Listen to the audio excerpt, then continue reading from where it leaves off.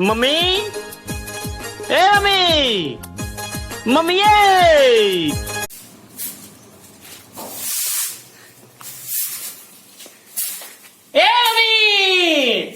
mummy